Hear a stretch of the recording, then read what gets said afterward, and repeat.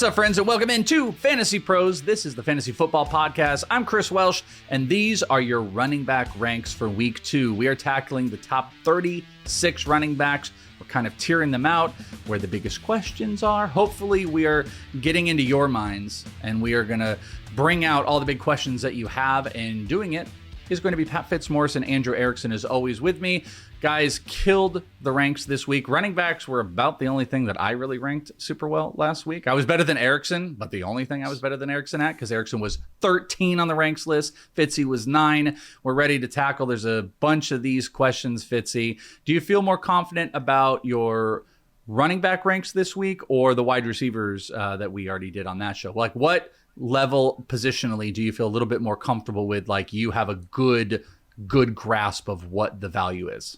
Maybe I feel a little bit better about the running backs this week than the wide receivers. Just, especially after seeing so many of the top wide receivers kind of go belly up in Week 1.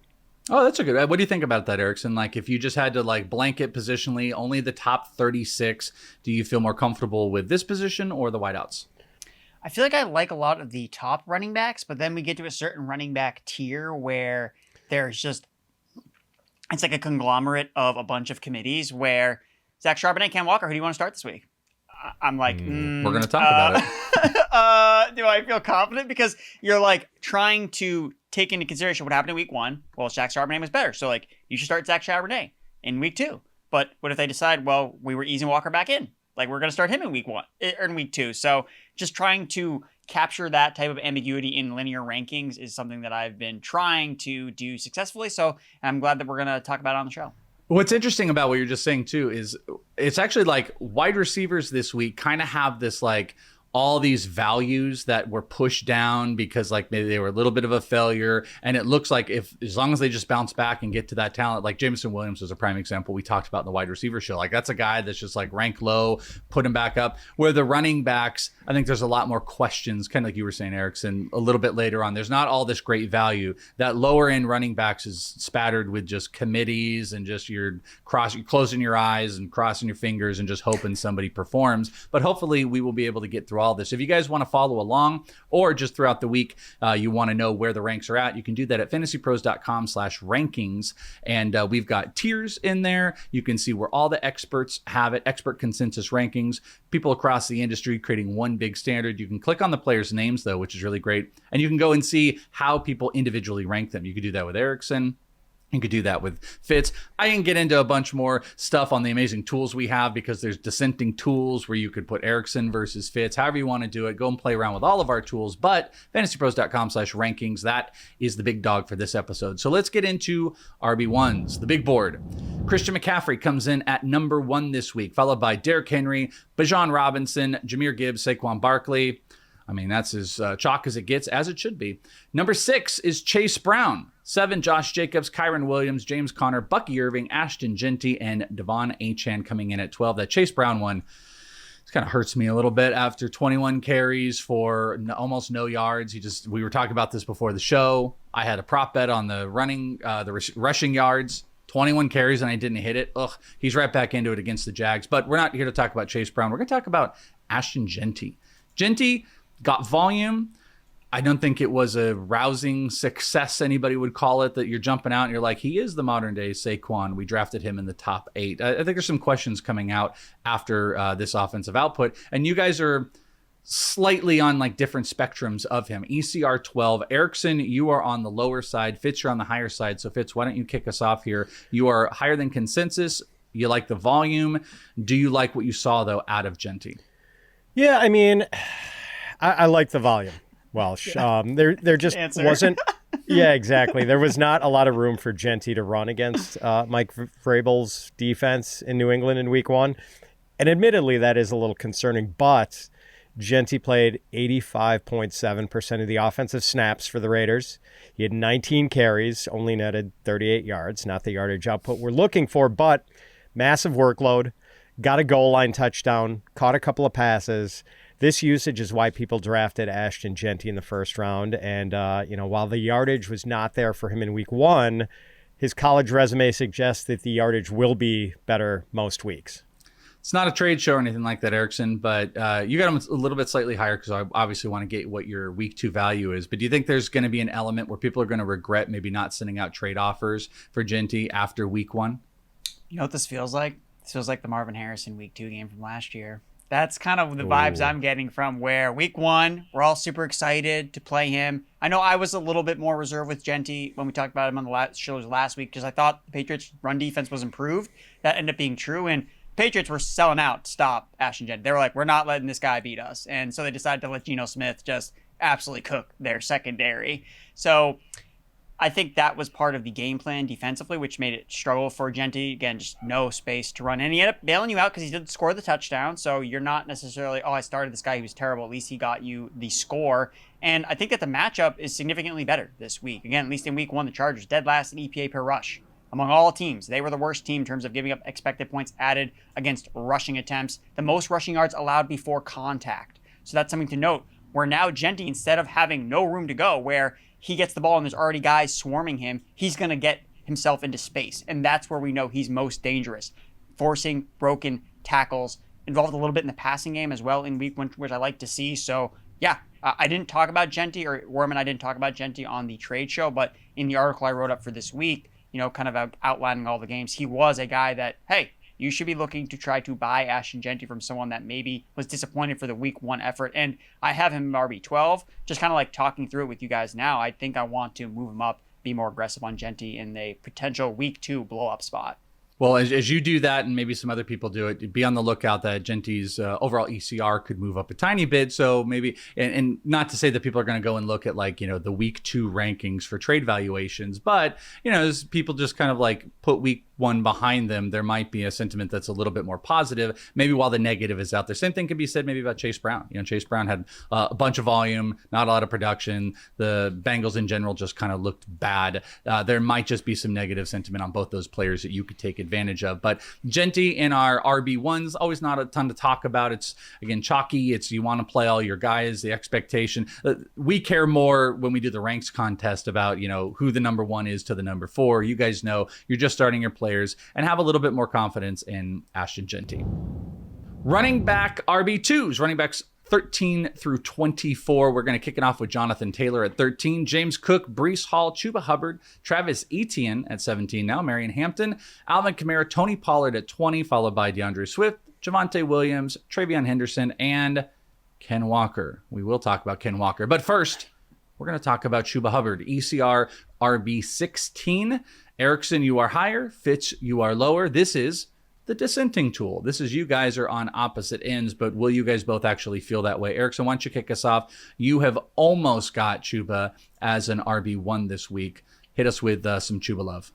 I think it's just a play on him being a workhorse, a bell cow. That's kind of what he was in week 1, 16 carries, 57 yards. He also had 5 targets, 3 for 32 in the passing game, 67% of the snaps. No other running back touched the ball in the first half for the Carolina Panthers. It's very clear to me that Chuba Hubbard is the guy they want to feature. Rigo Dowdle is not really a factor. Trevor Etienne's not really a factor. And as long as Hubbard is healthy, he is their bell cow. And he had 3 red zone rushes. Again, he didn't score in the red zone, but when the Panthers are looking to punch the ball into the end zone, like Chuba Hubbard is going to be the guy. They should get one of their offensive linemen that did not play in last week's game. He should be returning for week 2. Something that's going to help their offensive line just create some push for Chuba Hubbard. And I just don't want to take away too many things from the Panthers' offensive struggles overall in a game that had this massively long lightning delay. We saw it happen with the Cowboys and Eagles where they were in delay and then they came out. Like that game I had the under on. And there's no way if there's no lightning delay that game goes under the total. Because neither team could stop either of the offenses. It goes to delay and you see a lot less points scored. So not trying to overreact like we talked about. Not trying to overreact to the Panthers' struggles in a weird game where they had to miss so much time, go into halftime. Just, I'm ready to give the Panthers another shot here, and Hubbard is the main guy. Fitzy, I know sometimes we get into spaces where like a play you don't dislike, maybe you don't love, they're kind of mid-ish, and you look at a player and you're just like, they're fine. Is that kind of what happens with you? Like you like some other players a little bit more? I could also see the narrative where maybe you think, all right, now they're going to go on the other end. Rico Dowdle's going to get more usage. Just curious at like where your take is with Chuba. Is this just like you think he's going to put out a fine line? There's nothing really super interesting, even though he did get all that volume and pushed away those other guys last week? So, I mean, a small part of it is the status of Ike Ekwonu, the former top 10 draft pick and their starting left tackle. Like, he had an emergency appendectomy a few weeks ago, and if he's back, like that gives the Panthers running game a boost. I guess part of it for me, it was good to see that Chuba had the 32 receiving yards against the Jaguars. I just don't know how much receiving production we can really count on from Chuba. Like, there was only one game last season in which he had more than 17 receiving yards, and he was not very efficient as a pass catcher either. I kind of think the passing down work is going to belong to Rico Dowdle this year. And I guess I have concerns about the touchdown outlook after Bryce Young just kind of looked so ragged last week. But then again, to Erickson's point, like, maybe the weather delay did not help with that. You know, no Ike Ekwonu, long weather delay. I can see why the Carolina offense was not really in sync. But I just do see Chuba Hubbard as more of a mid-range RB2 than a high-end RB2 this week against Arizona. Rookie running backs were like a big topic of conversation last week, and where's the valuations going to be? They've all kind of like separated themselves after week one. No shocker. TreVeyon Henderson, I think, is maybe one of the more interesting ones. He's got a pretty favorable matchup against Miami. ECR RB 23. Erickson is in agreement. Fitz, you are not. You've got him quite a bit lower at 28. They said they want to get him more involved. We'll see if that actually ends up happening. But what do you think on TreVeyon? Because I want to say this is a pretty big, like, you have a good idea now after that week one, and people are putting their place markers on these guys. Putting him down at 28 to me feels like maybe you have a better grasp of what he is and what that value is moving forward. Yeah, and I'm not a huge Patriots homer like Erickson is, so obviously that weighs into it. Well, also ECR must be a lot of Patriots homers in there if he is 23 at RB. Yeah, no, everyone wants to like Trey, and I totally get it. I like him a lot too. I think he's going to be terrific. But Ramondre Stevenson outsnapped TreVeyon Henderson 46-25 last week. And look, we knew Ramondre was going to be involved, but I don't think we were expecting a 2/3 snap share for Ramondre. I think we were expecting something closer to 50-50. Now, I think Henderson's snap share is going to increase, and pretty quickly. Like, I hope that's going to be the case, but I cannot rank Henderson as an RB2 unless I'm confident that he's going to play more than 35% of the offensive snaps. I need to see that first. Erickson, will it be Trey Day in week 2? I think it will be, because I think that the matchup calls for, hey, explosive plays are going to be coming for Henderson. Henderson didn't have any explosive plays. He had a 14-yard run on a kind of like a weird end-around play to convert, and that was one of the longest runs that the Patriots had in week 1. And although Henderson did not match the snaps received, he had more touches. Like, he had 11 touches, 6 of which were catches out of the backfield. He had 6 targets, 6 receptions. So in full PPR, Henderson is still delivering some type of floor along with the rushing upside that he offers if he can rip off a big play.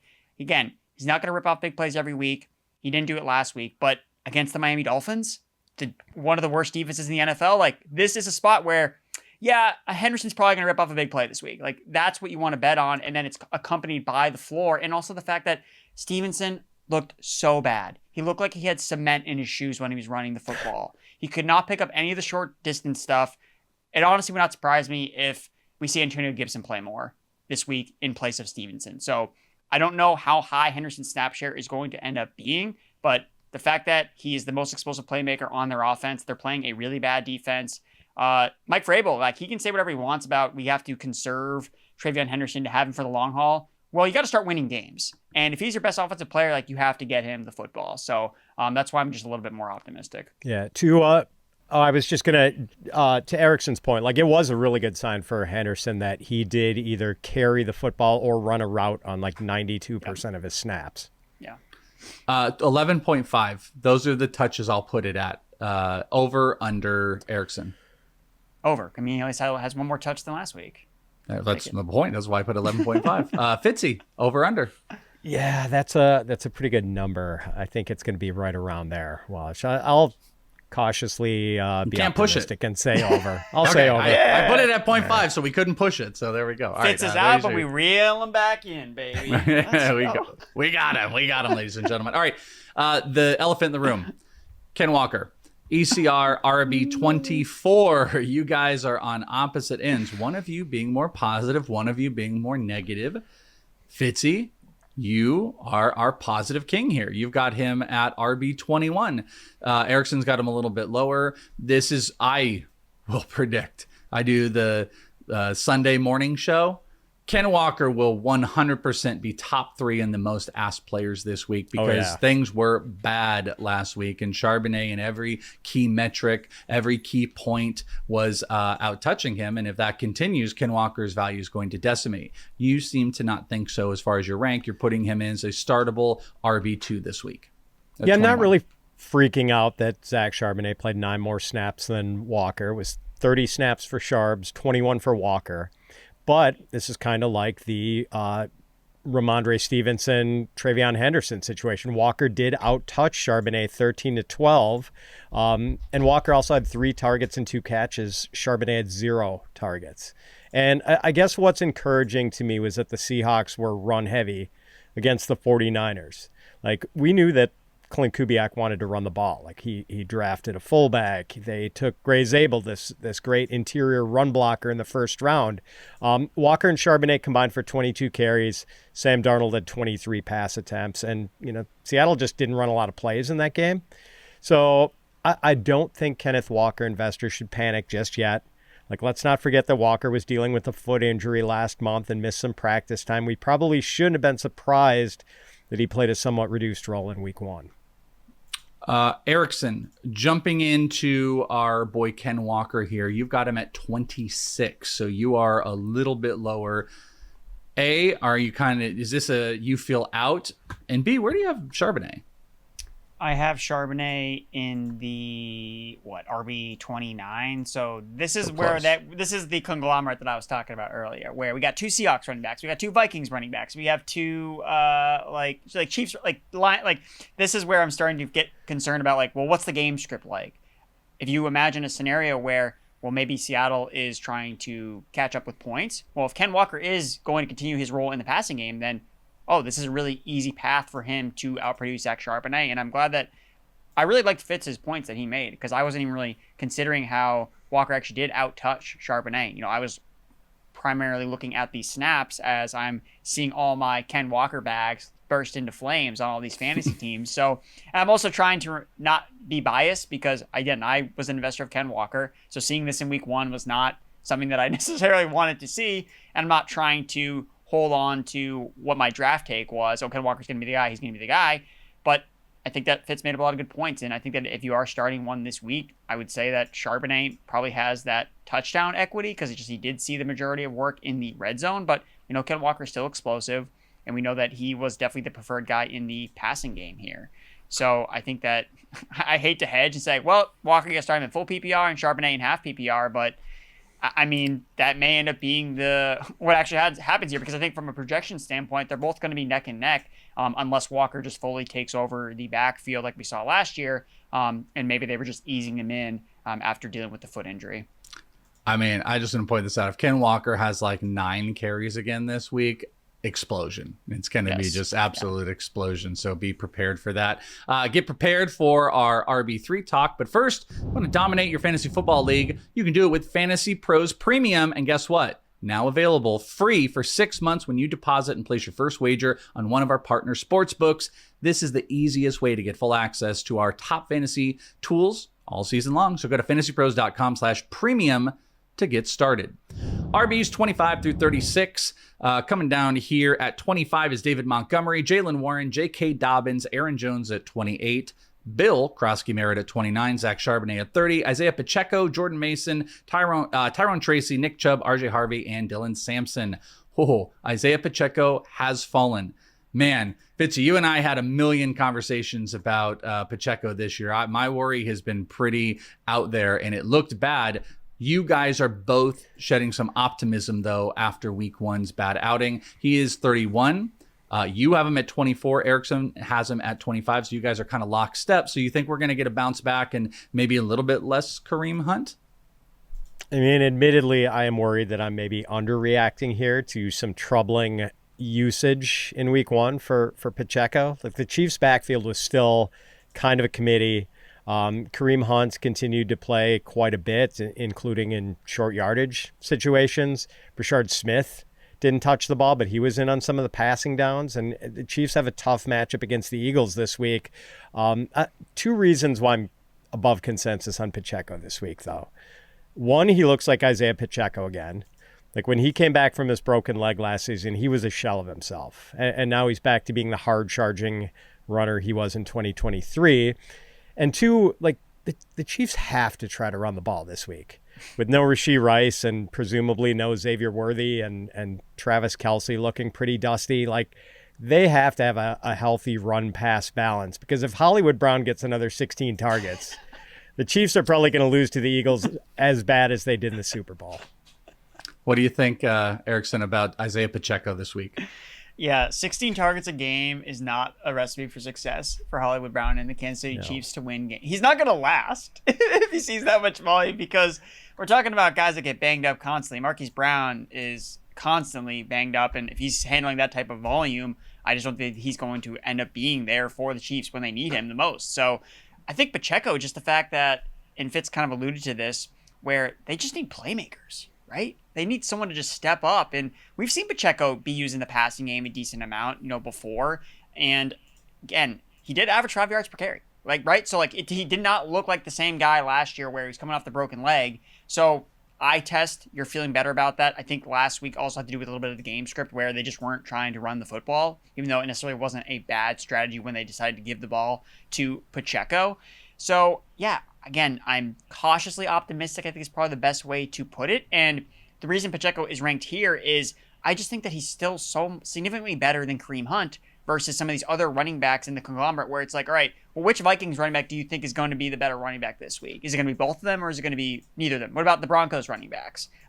I just feel like the gap between Pacheco and Hunt is great enough from a talent standpoint. Again, usage has been frustrating, but from a talent standpoint, I think that Pacheco is still clearly so much better than Hunt that the Chiefs are going to have to find ways to, hey, I think we need to get Pacheco more involved, because feeding Kareem Hunt carry after carry really isn't getting us anywhere. You're going to be swimming in tears when Kareem Hunt gets his 5 inside the 10 carries this week, but we can keep going with it. How about Bill Croskey-Merritt, ECR 29? We were all blessed with a Chris Rodriguez inactive on Sunday, and all of a sudden Croskey just goes out and does his thing. Ranked pretty well. You guys, this is another big one. You two have a 10-spot difference between. So Erickson, Fitzy's closer to consensus. You are way above. So let's start with you. You've got him inside your RB2 range. So Let's hear the Bill Croskey love.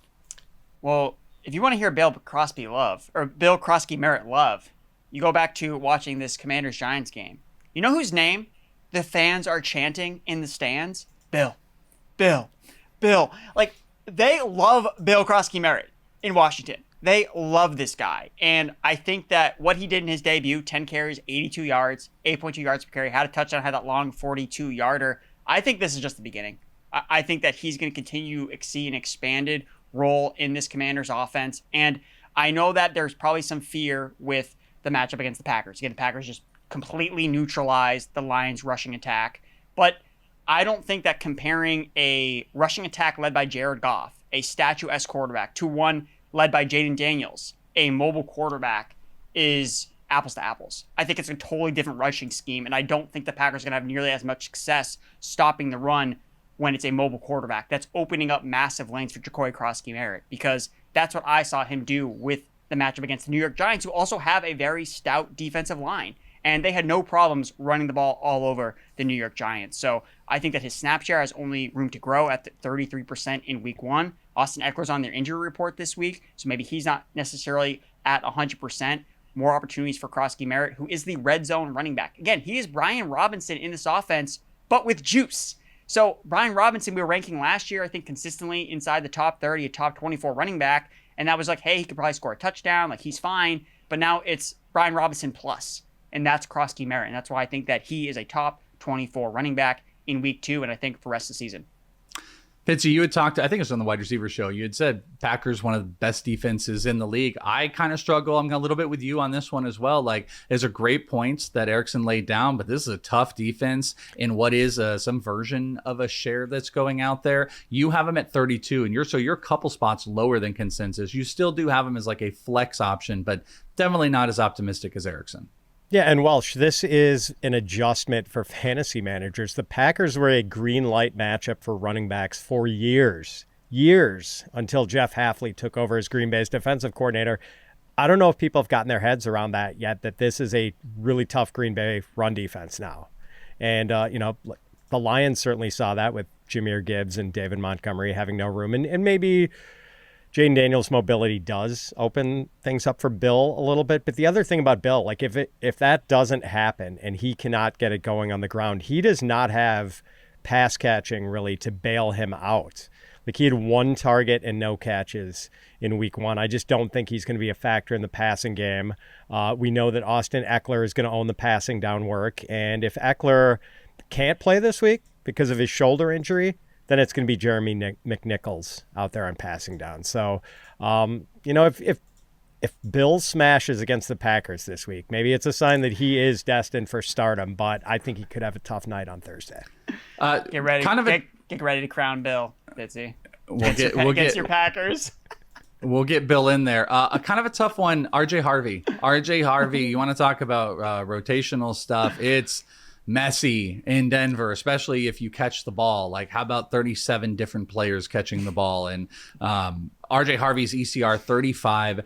This is one where you guys are kind of at value or even lower. Erickson, you've got him at 35. Fitz has got him at 37. So outside of this range, the talent is there. We saw that on that big explosive play. But is the volume ever going to be there? They like Dobbins and Erickson. I'm a little bit worried. This is one of those. We all kind of do the rookie running back thing where we're like, all right, talk to me in week 5. But I'm a little bit worried this might take a little bit longer, or we just never get that really great volume like we expect TreVeyon is going to get. I feels like the leash might be a lot longer for RJ Harvey. What do you think? I agree with you. I came out more bullish on Harvey when I first did my week 2 rankings, and then I had to significantly move him down because, yes, it's great that he rushed for 70 yards, but he had 6 carries. That is not great, and he's not being involved in the red zone. He's not seeing targets necessarily as much as some of the other running backs. Tyler Bidet saw 6 targets, not only in the game, in the first half, he saw 6 targets. So Sean Payton clearly is showing that, no, we are using Tyler Bidet in the passing game. Like, that is a thing in our offense. Whether you like it or not, that's reality. And I don't like that. So I think right now, I think you're still happy that you have Harvey on your roster, because I think long term, we know that J.K. Dobbins is not built to last for a whole 17-week season. So I think he's probably the one running back that you would probably start from this Broncos backfield, just because he had the most carries last week. He has red zone equity. They trust him on third downs. So you can continue to start J.K. Dobbins kind of is that back-end RB2, RB3. Whereas Harvey, I think you just gotta wait. And I think that just the fact that he flashed last week, and if you did start him, he didn't kill you because he had the big run. That won't happen every single week. Again, I don't think the matchup against the Colts is one to avoid in any way. Achane looked great on the opportunities that he did get when he was actually in the game against the Indianapolis Colts as a rusher. But, 29% of the snaps. And different from Henderson had at least 11 touches. Like, that was not Harvey. We'd be lucky if he gets 11 touches this week. Again, you're not setting the over under on his touches at 11.5, because if it is, well, Undertaker strikes again. Fitzy, is this a lot of like the same stuff you talked about with Henderson, but bigger? It's just like with the volume, you got to see it before it gets there. We don't trust it. Like, we're not arguing in his talent, but we are arguing that volume. Sean Payton always has a backfield by committee, Welsh. And, we knew it was going to be a committee, but I think we were hoping that it was going to be like 80% to 90% with Harvey and J.K. Dobbins, and those two splitting it pretty evenly. Well, RJ Harvey had a 29% snap share in week 1. Like, he played 18 fewer snaps than J.K. Dobbins. He only played 8 more snaps than Tyler Bidet. So, you can't start RJ Harvey until he gets more work than this. Tyler Bidet knows where the bodies are buried from Sean apparently Payton. Yeah, but nobody show Debro this show, please don't let Debro know anything or tag him or anything like that. All right, top 36 running backs in the books, but let's talk about a running back that did not make the 36 that you guys believe should have. Fitzy, we will start with you. Trey Benson. I mean, you could start him in a pinch. He was his ECR is RB39. I've got him at RB35. Like, he's still the clear number 2 in the Arizona backfield behind James Conner, but we know that Benson is going to get some change of pace work, and the Cardinals have a home game against the Carolina Panthers, who apparently still have the worst run defense in the league. Like, the Panthers gave up 2,500 rushing yards to running backs last season, and they got completely trampled by Travis Etienne in week 1. So I don't think Trey Benson is any sort of must start by any means, but like, I think he might have flex value in a really good matchup. Trey Benson over RJ Harvey for Fitzy. Yep. All right, Erickson, for you, running back that didn't make the top 36 that you think should. Dylan Sampson, starting running back for the Cleveland Browns. We're still kind of in this up in the air situation with Quinshon Judkins and whether he's going to play this week or he's not going to play. Not really sure. And if he does play, we don't really know what his role may or may not be. But if anything, I think whatever Judkins does is going to take away from Jerome Ford, because I think that Dylan Sampson in his role in this offense, he had 8 targets out of the backfield, 8 for 64 from Joe Flacco. I mean, the fact that the Browns involved their rookies from the jump in week 1 so significantly, I think that Sampson's role is here to stay. Again, played 43% of the snaps, so he's hovering around that 50% snap rate. And what they did in week 1, him versus Jerome Ford, I don't think the Browns are looking back and be like, I think we got to get Jerome Ford more involved. I think it's, hey, no, we found maybe something special here with Dylan Sampson. Again, not great as a rusher, but as a receiver out of the backfield. Like, that's what we care about most for fantasy football purposes. Receptions get more fantasy points, especially in the full PPR. So I think that in negative game script, they are massive underdogs against the Baltimore Ravens. Joe Flacco, they're not afraid to have him throw 45, 50 times a game, and that's going to benefit someone like Sampson. So I think there's a pretty high floor here for him if he's continuing to see this pass catching role. Ooh, tune in. That's a teaser, by the way. Tune into the tight end show when you talk about 40 or 50 passes. Might have a guy to talk about. Wanted to give you an update. Ian Rappaport said just a little before we started that Quinshon Judkins is in New York today meeting with the NFL as part of the investigation under the personal conduct policy. So he is meeting today. So just as you said his name, just throwing that out there. I don't know if we're going to have any clarity this week. That kind of does sound like maybe something by the end of the week we could have some clarity. But either way, Dylan Sampson's season still seems like it is on. You guys want to check out all the ranks? Go over to fantasypros.com/rankings. That'll tell you where all the movement happens. Things move throughout the week, whether it's injuries or, Quinshon Judkins type of news, or people just get their ranks in. So make sure you're following there. And we talked about a lot of running backs. If we did not talk about your specific situation, you're like, guys, I desperately needed to know about Aaron Jones versus Jordan Mason. Well, guess what? We got you covered on the YouTube channel. You guys can come and ask your specific start and sit questions every Thursday at 3 p.m. Eastern for the live streams. And for you listening on the podcast, go to youtube.com/fantasypros, subscribe, get notified whenever we are live. You don't want to miss it. For Mr. Pat Fitzmaurice and Andrew Erickson, I'm Chris Welsh. Good luck in week 2, and hopefully we helped you with the ranks. We'll talk to you next time right here on Fantasy Pros.